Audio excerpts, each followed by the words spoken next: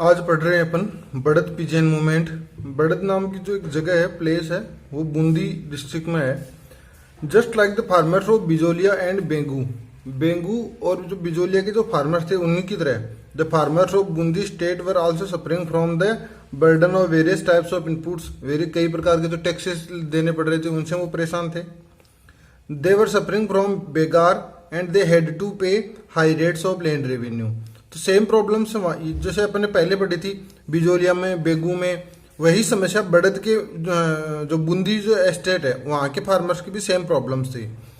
Suffering from all this, इन सबसे suffering पीड़ित होते हुए द फार्मर्स ऑफ बढ़त region of Bundi state which is attached with the borders of Bijolia started a movement against the Bundi administration in April 1922। तो जो farmers होते हैं बूंदी रीजन के, वो क्या करते हैं, they attached with the borders of Bijolia. जो बिजोलिया बॉर्डर से अटैच जो है जुड़े हुए हैं, उनके जो बॉर्डर है दोनों के, बिजोलिया के और बूंदी के, वो बिल्कुल पास पास में है। दे स्टार्टेड ए मूवमेंट, उन्होंने एक मूवमेंट स्टार्ट कर दिया बूंदी का जो एडमिनिस्ट्रेशन था, बूंदी स्टेट थी उसकी गवर्नमेंट के अगेंस्ट में इन अप्रैल 1922। The leadership of this movement was in the hands of A dedicated worker named Nainuram Sharma of Rajasthan Seva Sangh. Rajasthan Seva संघ के एक डेडिकेटेड वर्कर थे, एक समर्पित कार्यकर्ता थे नैनूराम शर्मा। उनकी लीडरशिप में ये बढ़त पिजन मूवमेंट है वो होता है। और 2 अप्रैल 1923 a meeting of farmers was being conducted in village Dabi under the chairmanship of Nainuram Sharma. तो नैनूराम शर्मा की अध्यक्षता में उनकी लीडरशिप में एक मीटिंग हो रही थी 2 अप्रैल 1923 को। When the sepoy opened fire under the leadership of a police commissioner named Ikram Hussain. तो उसी समय जो सिपोई होते हैं, वहाँ के जो सिपाही ही लोग होते हैं, वो क्या करते हैं, ओपन फायर करने का काम करते हैं। किसके ऊपर? जो किसानों के ऊपर। और ये जो सिपाही होते हैं वो किसकी लीडरशिप में होते हैं? पुलिस कमिश्नर इकराम हुसैन। तो पुलिस कमिश्नर इकराम हुसैन के सिपाहियों ने जो फार्मर्स थे उनके ऊपर ओपन फायर करने का काम किया। In this open fire Nanak ji Bhil and Devlal Gujar received martyrdom. इस ओपन फायर में नानक भील और देवलाल गुजर है, उनकी मृत्यु हो जाती है, वो शहीद हो जाते हैं। On 27 September 1925 Pandit Nainuram Sharma was authorised to introduce the administration with the problems of the farmer. तो 1925 को पंडित नैनूराम शर्मा है, उनको ऑथोराइज किया जाता है कि जो एडमिनिस्ट्रेशन है बूंदी की जो स्टेट है, उनको वो प्रॉब्लम्स, फार्मर्स की जो प्रॉब्लम्स है वो उनको इंट्रोड्यूस करवाए, उनसे वो बताए। For which a meeting was organised in Hadoti branch of Rajasthan Seva Sangh. और ये फार्मर्स की प्रॉब्लम बताने के लिए एक हाड़ौती जो ब्रांच थी, हाड़ौती है वो बूंदी कोटा का जो एरिया है, वहाँ की जो ब्रांच थी राजस्थान सेवा संघ की, उसमें एक मीटिंग रखी जाती है। आफ्टर 1927 राजस्थान सेवा संघ वाज क्लोज्ड। अब दिक्कत यहाँ पर ये आती है कि 1927 में जो राजस्थान सेवा संघ था, ये एसोसिएशन ही क्लोज कर दिया गया, बंद करना पड़ा। क्यों? किसके कारण से? म्यूचुअल कॉन्फ्लिक्ट के कारण से। और जैसे राजस्थान सेवा संघ को क्लोज डाउन किया गया, उसी के साथ बीजन जो बढ़त बीजन मूवमेंट है उसका भी एंड होता है। Thus along with closure of the Rajasthan Seva Sangh, Rajasthan Seva संघ के क्लोजर के साथ में, उसको बंद करने के साथ में, द बढ़त pigeon movement of Bundi also ended. इसके साथ में ही जो बढ़त पिजन मूवमेंट था बूंदी का, वो भी खत्म हो जाता है, ये आंदोलन भी खत्म हो जाता है। नेक्स्ट है निमुचना पिजन मूवमेंट। निमुचना नाम की जो जगह है वो अलवर में है, और वहां के पर जो किसानों के आंदोलन होते हैं वो देखिएगा अपन।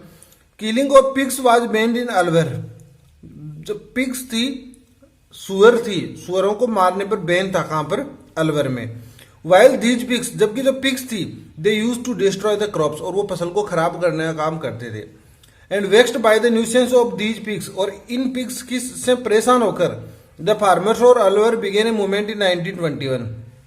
इन्हीं से परेशान, इन पिग्स से परेशान होकर अलवर के जो फार्मर्स हैं वो 1921 में एक मूवमेंट स्टार्ट कर देते हैं। And being pressurised by this movement, इस मूवमेंट से प्रेशराइज होकर, दबाव में आकर, the Maharaja of Mewar was forced to give permission to kill the pigs. इसी से परेशान होकर जो महाराजा थे अलवर के, उन्होंने ये परमिशन दे दी कि आप इन पिग्स को मार सकते हो। After the third land arrangement in Alwar in 1922। तो ये पहला इनकी जो प्रॉब्लम थी वो तो यहाँ पर सोल्व हो जाती है, लेकिन उसके बाद में क्या होता है देखो, थर्ड लैंड अरेंजमेंट आता है। अलवर में, वो कब आता 1922 में। New rates of tax revenue was impose from 1923-24। तो नेक्स्ट साल रहेगा 23-24 का, उस साल से नया टैक्स सिस्टम था उसको इम्पोज किया गया था थर्ड लैंड रेवेन्यू अरेंजमेंट में। Before this new arrangement less land revenue was collected from Brahmans and Rajput as compare to other caste. इससे पहले वाले जो थर्ड लैंड अरेंजमेंट था, उसके पहले के जो लैंड अरेंजमेंट था उसमें लैंड रेवेन्यू कम कलेक्ट किया जाता था। दो जातियों से, टू कास्ट से, ब्राह्मण्स और राजपूत, इन दोनों को कम लैंड रेवेन्यू देना पड़ता था as compare to other caste. Other caste से अगर अपन कंपेयर करें तो। But according to the provision of this new arrangement, लेकिन ये जो थर्ड लैंड अरेंजमेंट आया था इस नए अरेंजमेंट के according, this exclusive right of these caste came to an end. ये जो एक्सक्लूसिव राइट था इसका एंड हो जाता है, ये खत्म हो जाता है। Which obviously resulted into dissatisfaction among these section, जिसके कारण से डिससेटिस्फिकेशन हो जाता है, असंतुष्टि की भावना आ जाती है जो विभिन्न जो सेक्शन, ये जो दोनों सेक्शन थे ब्राह्मण्स और राजपूत में। Along with the farmer of other caste, other cast के जो फार्मर्स थे उनके साथ में, along with the farmers of other caste they were also dissatisfied with the new land arrangement, क्योंकि जो अदर जो कास्ट के जो लोग थे वो भी इस अरेंजमेंट से खुश नहीं थे। Yet the Rajput played the role of leading this opposition, इस अपोजिशन को लीड करने का जो काम करते हैं वो राजपूत और ब्राह्मण्स जो थे, जो इससे नाराज थे इस लैंड रेवेन्यू अरेंजमेंट से, लैंड अरेंजमेंट से, तो उन्होंने इसकी लीडिंग की, इसके नेतृत्व किया। राजपूत फ्रॉम बांसुर एंड गाजी का थाना ऑफ अलवर, गाजी का थाना के नाम की जगह और एक बांसुर, ये दोनों ही जगह कहां पर है, अलवर में है। तो वहां के जो राजपूत थे दे अपोज दीज टैक्सेस, उन्होंने उन टैक्सेस को अपोज किया। Which were impose in the name of land arrangement, जो इनको इम्पोज किया गया था वो किस नाम से किया गया था कि ये नया लैंड अरेंजमेंट है। तो इस प्रकार के जो लैंड रेवेन्यू सिस्टम था, जो टैक्स था, उसको अपोज करने का काम किया। And they also made complaint to the resident, और जो ब्रिटिश ऑफिसर होता था, हर जो एस्टेट होता था वहां पर एक ऑफिसर होता था रेजिडेंट, तो उससे कंप्लेंट भी की। तो रेजिडेंट से कंप्लेंट की तो Maharaja Jaidev Singh became very angry, जो महाराजा जयदेव सिंह थे अलवर के, वो बहुत ज्यादा एंग्री हो गए क्योंकि रेजिडेंट के पास उनकी कंप्लेंट जा रही थी by these types of complaints. On 14th of May 1925 the farmers gathered in a village name Nimuchana of Bansur tehsil of Alwar district. तो निमुचना नाम की जो जगह है वहां पर एकत्रित होते हैं फार्मर, कब होते हैं 14th of May 1925 को। निमुचना कहां पर है, अलवर जिले के बांसुर तहसील में है। वाई दे गैदर्ड, वो गैदर क्यों होते हैं, टू डिस्कस अबाउट द लूट, जो लूट की जा रही थी, which was being done in the name of collecting land revenue, land revenue collect करने के नाम पर जिस प्रकार से लूट की जा रही थी उसको बंद करने के लिए, उसको अपोज करने के लिए। Suddenly the state army surrounded these farmers, और जब वो वहां पर गैदर हो रखे थे तो जो स्टेट की जो आर्मी थी वो उस पूरे गैदरिंग को, पूरी असेंबली को वो सराउंड कर लेते हैं, घेर लेते हैं। And opened fire on them under the leadership of army commander Chhajju Singh, army का एक कमांडर था छज्जू सिंह, उसके लीडरशिप में सराउंड करके ओपन फायर करने का काम करते हैं फार्मर्स पर। And they also put their houses on fire, और जो फार्मर्स थे उनके जो हाउसेज थे, उनके जो घर थे, उन पर भी आग लगा दी, उनमें भी आग लगा दी जाती है। 156 people were killed in this incident, ये जो ओपन फायर का और आग लगाने के कारण से 156 थे लोग, उनकी डेथ हो जाती है, वो मारे जाते हैं। And around 600 people were injured in this incident, और इस इंसिडेंट में अप्रोक्सीमेटली 600 पीपुल वर इंजर्ड। ए न्यूज़पेपर नेम्ड रियासत, एक न्यूज़पेपर उस समय चलता था जिसका नाम था रियासत। This newspaper compare this Bhaskar with the Jallianwala Bagh Bhaskar, ये जो मास्कर हुआ था, मास्कर का मतलब होता है जनसंहार, जो इस प्रकार से बड़े स्तर पर जो लोगों को मारा जा रहा था, तो इसको कंपेयर किया जलियांवाला बाग मास्कर से। While Mahatma Gandhi addressed this massacre as the दोहरी डायरीज्म, जबकि महात्मा गांधी ने ये पूरा मास्कर हुआ था इसको दोहरी डायरशाही कहा। इन यंग इंडिया नामक जो मैगजीन थी उनकी, उसमें दोहरी डायरशाही कौन से पीजन मूवमेंट को कहा गया, निमुचना के पीजन मूवमेंट में जो मास्कर हुआ उसको दोहरी डायरशाही कहा गया। तो एक इंपॉर्टेंट है, इसको ध्यान में रखना है। And he describe this massacre as more violent than Jallianwala Bagh massacre, और इस मास्कर को उन्होंने जलियांवाला बाग मास्कर था उससे भी ज्यादा वायलेंट बताया। किसने, महात्मा गांधी ने। किस पीजन मूवमेंट को ज्यादा वायलेंट बताया, निमुचना पीजन मूवमेंट को। इसके बाद में अपन स्टार्ट करते हैं प्रजामंडल मूवमेंट इन राजस्थान। राजस्थान में जो प्रजामंडल मूवमेंट्स हो रहे थे उसके बारे में अपन देख रहे हैं। प्रजामंडल मूवमेंट थे वो पॉलिटिकल मूवमेंट थे। इससे पहले अपन ट्राइबल मूवमेंट्स पढ़ा अपन ने, इसके पहले अपन ने ट्राइब पीजेंट मूवमेंट्स पढ़ा। तो अभी जो पॉलिटिकल मूवमेंट्स थे राजस्थान में उसके बारे में रहेगा प्रजामंडल मूवमेंट्स। प्रजामंडल मूवमेंट पढ़ रहे हैं in the initial decades of the 20th century. जो 20th सेंचुरी स्टार्ट होती है 1901 में, इसके शुरुआती जो डेकेड्स होते हैं, several movements had started in different parts of Rajasthan. Rajasthan के डिफरेंट पार्ट्स में कई प्रकार के मूवमेंट्स स्टार्ट हो जाते हैं in opposition to atrocities committed by the feudals. जो फ्यूडल्स थे, जो सामंत थे, वो कई प्रकार के एट्रोसिटीज कर रहे थे। उन एट्रोसिटीज को अपोज करने के लिए कई प्रकार के मूवमेंट्स स्टार्ट हो गए थे अलग अलग पार्ट्स में राजस्थान के। But only objective of this movement was concession in land revenue. लेकिन इनका ज्यादातर जो मेजर फोकस था इन सभी मूवमेंट्स का, वो कंसेशन चाह रहे थे, छूट चाह रहे थे, किसमें? लैंड रेवेन्यू में। And they also wanted to freedom from feudal atrocities. और वो फ्रीडम किसे चाह रहे थे? जो सामंतिक जो शोषण था उससे वो फ्रीडम चाह रहे थे। इन 1920 में क्या होता है? The nationalistic people of Rajputana became desperate with the Congress. जो नेशनलिस्टिक, जो राष्ट्रवादी जो लोग थे राजस्थान के, दे बिकेम डेस्परेट। वो एक तरीके से निराश हो जाते हैं, परेशान हो जाते हैं। With the Congress passed resolution of not interfering in the interfere of the princely states. तो 1920 में कांग्रेस एक रिजोल्यूशन पास करती है। उस रिजोल्यूशन में क्या कहा गया कि जो प्रिंसली स्टेट्स है उनके इंटरनल मैटर्स में हम फिर किसी प्रकार का इंटरफेयर नहीं करेंगे, किसी प्रकार का हस्तक्षेप नहीं करेंगे। तो इससे जो राजपूताना के जो नेशनलिस्टिक लोग थे वो डेस्परेट हो गए, वो परेशान हो गए कि ये तो आपने गलत किया, क्योंकि प्रिंसली स्टेट्स हैं वो एट्रोसिटीज का काम कर रहे थे। इन 1927 after the formation of Akhil Bharatiya देशी राज्य लोक परिषद, 1927 में एक एसोसिएशन बनता है। उस एसोसिएशन का नाम है अखिल भारतीय देशी Rajya Lok Parishad. The political workers received such platforms. इससे पॉलिटिकल जो वर्कर्स हैं उनको एक ऐसा प्लेटफॉर्म मिल जाता है through which they could raise their voice, जिसके द्वारा, इस प्लेटफॉर्म के द्वारा, इस अखिल भारतीय देशी राज्य लोक परिषद के द्वारा वो अपनी आवाज उठाने का काम कर सकते थे। This association was formed and it's first meeting was conducted from 16th to 18th दिसंबर 1927। और इसकी जो पहली मीटिंग होती है वो 16 to 18 दिसंबर 1927 को होती है। उनके चेयरमैन थे दीवान बहादुर रामचंद्र राव इन बॉम्बे। तो अखिल भारतीय देशी राज्य लोक परिषद की मीटिंग पहली होती है, वो दिसंबर 1927 में होती है। उसके चेयरमैन कौन थे? दीवान बहादुर रामचंद्र राव थे। और ये मीटिंग कहाँ पर होती है? बॉम्बे में होती है।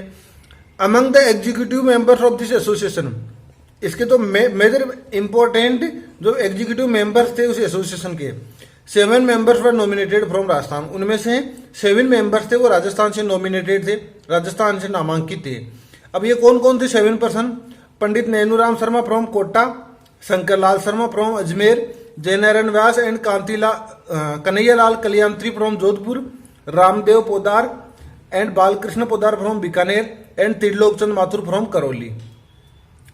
Vijay Singh Pathik was elected as vice president and Ram Narayan Chaudhary was elected as provincial secretary of Rajasthan and Central India। ये जो पूरी एसोसिएशन थी उसके राजस्थान और सेंट्रल इंडिया के लिए वाइस प्रेसिडेंट तो किसको बनाया गया? विजय सिंह पथिक को। और राम नारायण चौधरी को भी वाइस प्रेसिडेंट इसमें बनाया गया।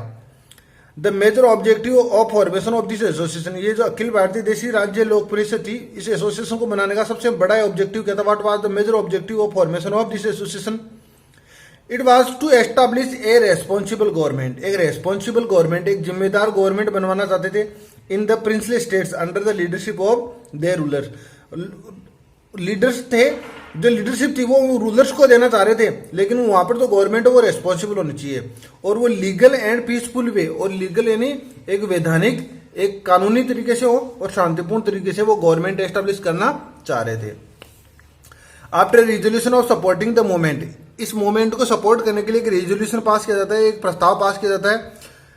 It was passed in the Haripura समिति ऑफ द कांग्रेस इन 1938 में हरिपुरा जो समिट होता है, हरिपुरा में जो मीटिंग होती है कांग्रेस की, उसमें एक सपोर्टिंग के लिए रेजोल्यूशन, एक प्रस्ताव पास किया जाता है। Prajamandals were systematically organised in various princely states. तो ये जो प्रजामंडल से पॉलिटिकल ऑर्गेनाइजेशन थे, पॉलिटिकल एसोसिएशन थे, तो उनको एक प्रॉपरली और सिस्टमेटिकली ऑर्गेनाइज किया गया प्रिंसली स्टेट्स में। Those political organisations which were formed to establish a responsible government. और ये जो पॉलिटिकल ऑर्गेनाइजेशन थे ये किस लिए फॉर्म की जा रही थी? तो एस्टैब्लिश ए रेस्पॉन्सिबल गवर्नमेंट, एक रेस्पॉन्सिबल गवर्नमेंट को एस्टैब्लिश करने के लिए इन द प्रिंसली स्टेट्स। कहाँ पर? प्रिंसली स्टेट्स में। And to oppose atrocities and to exploitation by the feudals. इसके अलावा उनका मेजर जो टारगेट था, देखो इस अपने को अगर पूछे what were the major objectives behind the formation of the Prajamandal, तो सबसे पहले रहेगा to establish a responsible government in princely state, number 1। Number 2 रहेगा to oppose atrocities and to oppose exploitation by the feudals, feudals के atrocities exploitation को oppose करना second target रहेगा। Third रहेगा to induct political awareness in the princely states, princely states में political awareness को spread करने के लिए। And to provide fuel to the nationalistic movement, nationalistic movement है उसको फ्यूल प्रोवाइड करवाना, एक तरीके से उसको ऊर्जा देने का काम था, वो एक उनका मेजर ऑब्जेक्टिव था। They were called Prajamandals states and to provide, ये हो गया इसीलिए उनको प्रजामंडल, इसी ऑब्जेक्टिव से जो एसोसिएशन बना गया उनको प्रजामंडल कहा गया। तो प्रजामंडल के जो ऑब्जेक्टिव हैं वो अपने को ध्यान में रखना है। ऑल द रियासत of Rajasthan had their individual Prajamandal, जितने भी रियासत थी उन सभी की अपनी खुद की एक प्रजामंडल थी, उनका खुद का एक लीडर था। Which conducted several movements on above mentioned issues, ये जो अपने जो इश्यूज देखे थे, जो ऑब्जेक्टिव थे, इन इश्यूज पर उन्होंने कई सारे मूवमेंट्स किए। A different times till independence तक उन्होंने कई प्रकार के आंदोलन किए इसके लिए। नेक्स्ट है एस्टेब्लिशमेंट ऑफ मेजर प्रजामंडल से राजस्थान। राजस्थान में जो मेजर प्रजामंडल्स का एस्टेब्लिशमेंट होता है उसके बारे में अपने को एक लिस्ट दे रखी है। टोटल 20 प्रजामंडल की लिस्ट है, उनका अपने कब एस्टेब्लिश की गई और उनके लीडर कौन थे, इस चीज को मैं आपको तुरंत बता देता हूं जल्दी से। जयपुर प्रजामंडल को एस्टेब्लिश किया गया 1931 में, इसके लीडर थे जमनालाल बजाज एंड कपूरचंद पाठ ने। बूंदी प्रजामंडल था 1931 में, इसको भी एस्टेब्लिश किया गया और कांतिलाल बूरिया ये यहाँ के लीडर थे। हाड़ौती प्रजामंडल 1934 में हुआ, पंडित नैनूराम शर्मा को यहाँ पर लीडरशिप दी गई। मारवाड़ प्रजामंडल था वो 1934 में हुआ, जहां पर जयनारायण व्यास को लीडरशिप दी गई। सिरोही प्रजामंडल 1934 में हुआ, इसके लीडर थे वृद्धिशंकर त्रिवेदी। बीकानेर प्रजामंडल 1936 में हुआ, जिसके लीडर थे मघाराम वैद्य। कोटा प्रजामंडल थे वो 1938 में एस्टेब्लिश किया गया, इसके लीडर थे पंडित नैनूराम शर्मा। मेवाड़ प्रजामंडल 1938 में एस्टेब्लिश किया गया, लीडर थे माणिक्यलाल वर्मा। अलवर प्रजामंडल था 1938 में, इसको एस्टेब्लिश किया गया हरिनारायण शर्मा की लीडरशिप में। भरतपुर प्रजामंडल 1938 में एस्टेब्लिश किया गया, किशनलाल जोशी की लीडरशिप में। शाहपुरा प्रजामंडल 1938 को रमेश चंद्र ओझा की लीडरशिप में एस्टेब्लिश किया गया। धौलपुर प्रजामंडल 1938 को इसके लीडरशिप बनाए गए ज्वाला प्रसाद जिज्ञासु। करौली प्रजामंडल थे 1938 में, इस प्रजामंडल को एस्टेब्लिश किया गया त्रिलोकचंद माथुर की लीडरशिप में। किशनगढ़ प्रजामंडल 1938 में एस्टेब्लिश किया जाता है कांतिलाल चौथानी की लीडरशिप में। जैसलमेर प्रजामंडल 1938 में एस्टेब्लिश किया जाता है मिठालाल व्यास की लीडरशिप में। कुशलगढ़ प्रजामंडल 1942 में भंवरलाल निगम की लीडरशिप में। डूंगरपुर प्रजामंडल था 1944 में भोगीलाल पांड्या की लीडरशिप में। बांसवाड़ा प्रजामंडल 1945 को भूपेंद्र नाथ त्रिवेदी की लीडरशिप में। प्रतापगढ़ प्रजामंडल 1945 को अमृतलाल पायक की लीडरशिप में। और झालावाड़ प्रजामंडल 1946 में मांगीलाल भव्या इनकी लीडरशिप में ये प्रजामंडल एस्टेब्लिश किए जाते हैं, तो इनको अपने को ध्यान में रख लेना है, थोड़ा सा इनको याद कर लेना आप बच्चों। The most significant achievement of Prajamandal was that, इसका सबसे इंपॉर्टेंट जो अचीवमेंट था इन प्रजामंडल मूवमेंट का, it lead the women out of their houses, इनके कारण से जो वुमेन थी, औरतें थी, वो बाहर आने लग गई थी अपने घरों से और वो पॉलिटिकल मूवमेंट्स में पार्टिसिपेट करना स्टार्ट कर दिया था। And made them stand in the line with main, और इसके कारण से वो जो आदमी थे, जो पुरुष थे, उनकी पंक्ति में खड़ा होना उन्होंने शुरू कर दिया। Several women started to participate actively in these movements, इन मूवमेंट्स में कई जो वुमेन थे उन्होंने एक्टिवली पार्टिसिपेट करना शुरू कर दिया था। And many of them got arrested, और कई तो उनमें से अरेस्ट भी हुई, गिरफ्तार भी हुई। Several women participated in the movements organised by Jaipur Prajamandal, Jaipur Prajamandal ने जो मूवमेंट्स ऑर्गेनाइज किए थे उनमें कई सारे वुमेन ने पार्टिसिपेट किया। Rama Devi Desh Pande, Sushila Devi, Indira Devi, Anjana Devi Chaudhary etcetera were among the prominent women of Jaipur Prajamandal. तो जयपुर प्रजामंडल की जो इंपॉर्टेंट प्रोमिनियंट वुमेन जिन्होंने पार्टिसिपेशन किया था वो है Rama Devi Desh Pande, Sushila Devi, Indira Devi, Anjana Devi Chaudhary. At the time of quit India movement, जब क्विट इंडिया मूवमेंट स्टार्ट किया गया महात्मा गांधी जी की लीडरशिप में कांग्रेस के द्वारा, गोरजा देवी, सावित्री देवी भाटी, सीरे कमल व्यास, राजगौर व्यास एसेट्रा गोड अरेस्टेड इन जोधपुर। ये जोधपुर में इनको अरेस्ट किया गया जब क्विट इंडिया मूवमेंट को जब वो आगे बढ़ा रहे थे उसी समय। While in Udaipur, Manikyalal Verma wife, Manikyalal Verma की जो वाइफ थी उदयपुर में, नारायणी देवी इनका नाम था माणिक्यलाल वर्मा की वाइफ का। She went into jail, वह जेल में जाती है along with her 6 month old son, अपने 6 महीने के बच्चे के साथ में वो जेल जाती है। The worker of Prajamandal also gave attention toward social reforms, जो वर्कर थे प्रजामंडल के उन्होंने सोशल रिफॉर्म्स की तरफ भी ध्यान दिया। दे स्प्रेड एजुकेशन, उन्होंने एजुकेशन को स्प्रेड करने पर भी ध्यान दिया। They also give attention to abolishing begar, बेगार को एबोलिश करने पर उन्होंने अपना अटेंशन दिया। And welfare of the Dalit and tribal people, और जो दलित और जो ट्राइबल पीपुल थे उनका वेलफेयर करने पर भी इन ये जो प्रजामंडल थे उन्होंने ध्यान दिया। दीज एसोसिएशन कंडक्टेड मूवमेंट्स, इन एसोसिएशन ने कई प्रकार के मूवमेंट्स किए। And they struggle due to which spirit of nationalism, और नेशनलिज्म की जो स्पिरिट थी उसके कारण से उन्होंने स्ट्रगल किया। And they were inducted among people, और जो स्पिरिट ऑफ नेशनलिज्म थी वो उन लोगों में इंडक्ट की गई, वो इन्फ्यूज की गई। Who were suffering from the atrocities committed by the royalties and feudals, royalties और फ्यूडल्स के द्वारा जो एट्रोसिटीज की जा रही थी उनसे ये सब लोग पीड़ित थे। Before 1938 direct coordination between the public end of principal states, जो 1938 में जो हरिपुरा समिट हुआ था कांग्रेस का, उसके बाद में direct coordination between public of principal states and national movement was absent, इससे पहले ही एब्सेंट था। But the formation of Prajamandal, इसके बाद में जब कांग्रेस ने इनको हेल्प करने के लिए कहा तो उसके बाद में इनके बीच में कोऑर्डिनेशन होता है, जो पब्लिक थी प्रिंसिपल स्टेट्स की उनके बीच में और नेशनल मूवमेंट के बाद में। But after the formation of Prajamandals the local movements became a part of national movement, जो लोकल मूवमेंट थे वो भी नेशनल मूवमेंट का एक पार्ट बन गए during the quit India movement in 1942। The national movement got promoted by this, इसके कारण से जो नेशनल मूवमेंट थे वो भी खूब सारे प्रमोट हुए। तो इस प्रकार से अपना जो 3rd चैप्टर था retribution, retaliation and struggle against the British empire, वो अपना खत्म होता है। Thank you.